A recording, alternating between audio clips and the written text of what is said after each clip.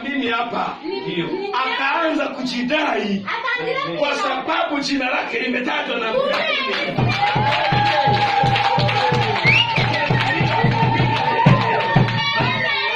Kwa sababu jina lake limetajwa mbinguni. Sadaka ya Kornelio ikaanza kukumbukwa mbinguni.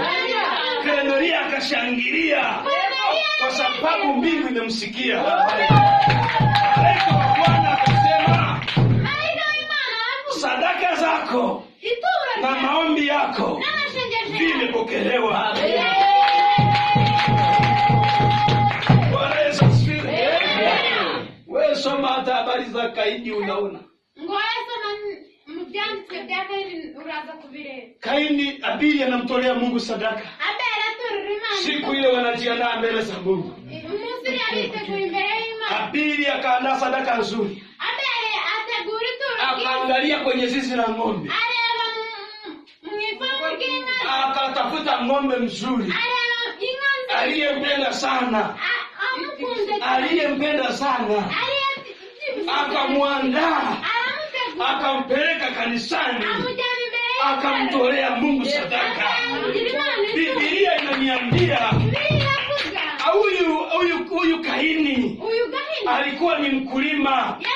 Akatafuta maharage yaliyokuwa yameharibika, hata ambayo yeye hakuyapenda, akayapeleka mbele za Mungu. Mungu akachukia, akasema, Abili, sadaka yako imepokelewa. Hasira ikainuka juu ya Kaini. Kaini akapandwa na roho ya mauaji. Abili Kaini akamchukia Abili. Hakumpenda kwa sababu ya sadaka. Sadaka ikaanza wivu kati ya Kaini na Abili.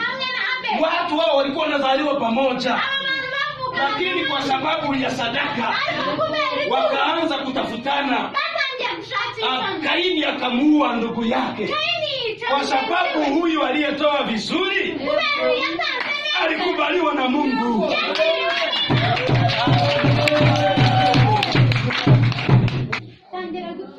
Achana na dunia. Umeharibu vitu vingi sana. Ungekuwa mbali. Maisha ulionayo sio ya kwako. Maisha ulionayo sio ya kwako. Kuna watu wamekunyang'anya maisha. Kuna watu wamekamata maisha yako. Ndio maana unafanya kazi lakini ufanikiwi.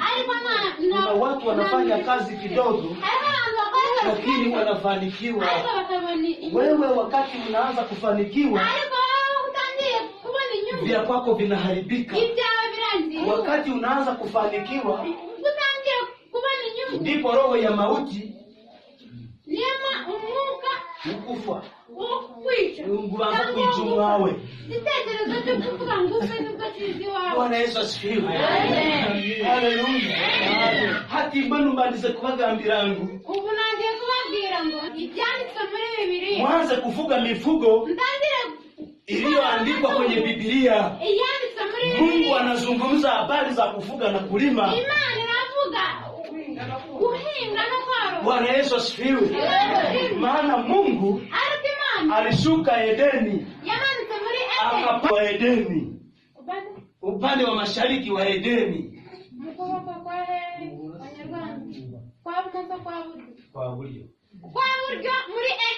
akamweka huyo Adamu, mwanadamu aliyekuwa amemfanya.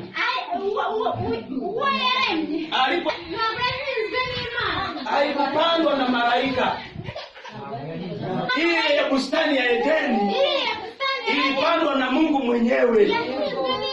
Mungu haikupandwa kwa neno, ilipandwa kwa matendo. Biblia inasema Mungu akapanda, alishuka duniani, akaingia Edeni, akaanza kupanda Mungu. Kwa hiyo Mungu akamweka mwanadamu huyo aliyemfanya